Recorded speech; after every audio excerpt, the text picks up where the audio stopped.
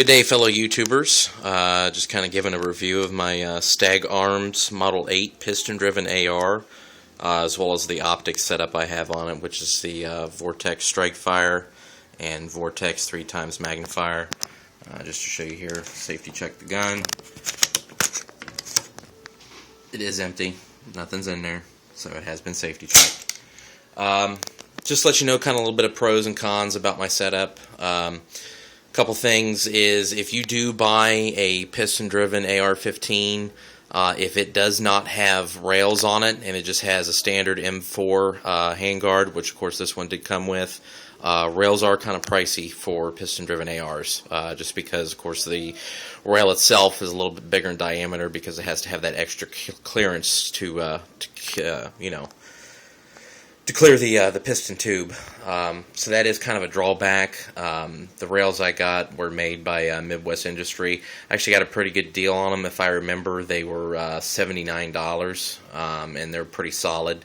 So, most of the rails I saw for piston ARs were, between $175, $250. The Stag Arms rails, if you buy them through Stag, I'm not too sure. I want to say they're $200 or $250. They're kind of pricey. I haven't looked at them in a while. They may have gone up or gone down. But I mean, it is a nice setup. The only drawback, the Vortex strikefire is a pretty good red dot sight. I did also get the Vortex magnifier with the flip mount. The flip mount is a nice feature. Of course, it is absolute co-witness height, so I can use my my flip-up iron sights. One interesting note that Stag Arms actually threw in when I bought this gun is it did come with Midwest Industry flip-up front and rear sights. Those sights are actually kind of pricey. I've seen them online. They're about $200 for a set, but they are built pretty solid. They're very good, very accurate.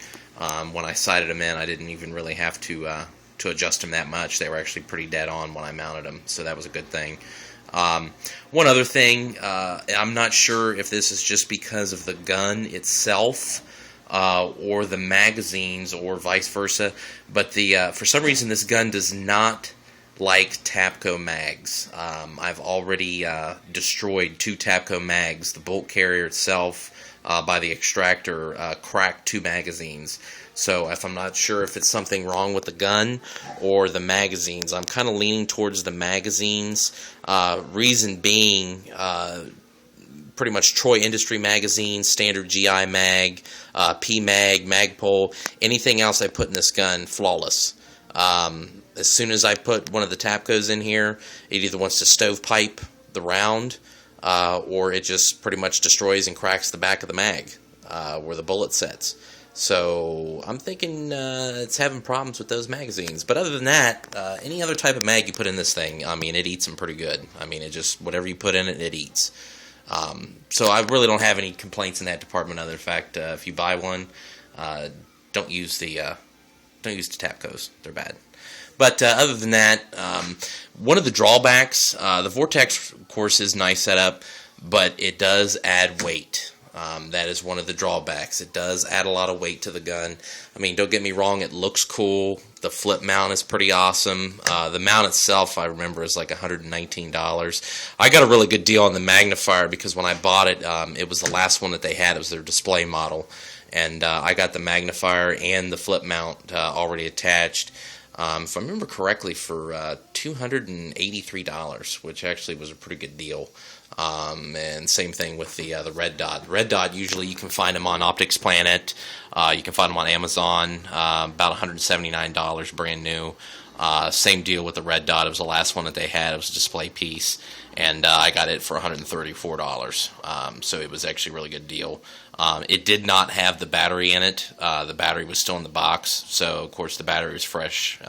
Hadn't been used at all, which was nice. I mean, of course the piece had been handled a few times by, of course, customers looking at it, but it didn't have any noticeable scratches or damages on it, so got a pretty good deal. Other than that, it's a pretty good gun.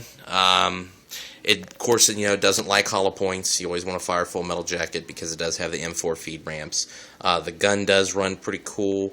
It's also very, very clean.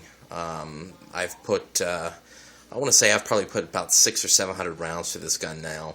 And other than having hang-ups with the Tapco Mags, use another mag, no hang-ups. It does, like I said, because of the piston action, it does shoot very, very clean.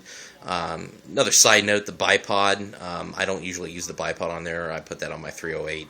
I just have that on there to prop the gun up. The only other accessories that I'm going to be getting soon for the rifle is I did do some reviews looking at the Burris AR-332 tactical scope. A lot of people refer to it as the poor man's ACOG. Very, very nice scope. A buddy of mine has one. It's got, of course, the rail attachments on it, which makes it nice. So you can add like a little mini red dot if you want. I'm going to be putting that on here. Another buddy of mine really likes my Vortex setup and wants to buy it. So I said, okay, I'll go ahead and sell it to you. Because like I said, the Vortex is cool. It's a very, very clear optic. The magnifier is very clear, but it does add some serious weight. And I want to kind of lighten this gun up a little bit. So I'm going to go ahead and get that mount and probably get some sort of a nice high-rise mount to see through so I don't have to take off my sights and I can still use my iron sights, of course. UTG foregrip, nothing special. It does have a nice little battery compartment in it. It is, different position, adjustable. What I like about it is it does have the pressure switch little slots here, so I'm probably going to get a UTG laser and light combo, just because the pressure switches slip right down in there, which will make it nice. They do have a few outfits that saw some reviews. Pretty good stuff for the money. It's not really cheaply made either. It's actually pretty solid. But other than that, that's my M4. Like I said, Stag Arms Model 8 piston driven, very clean, very accurate shooting gun. Definitely recommend piston ARs over gas impingement. And thank you guys, and I'll be making a new video soon when I get my Burris AR-223 tactical optic. Thanks.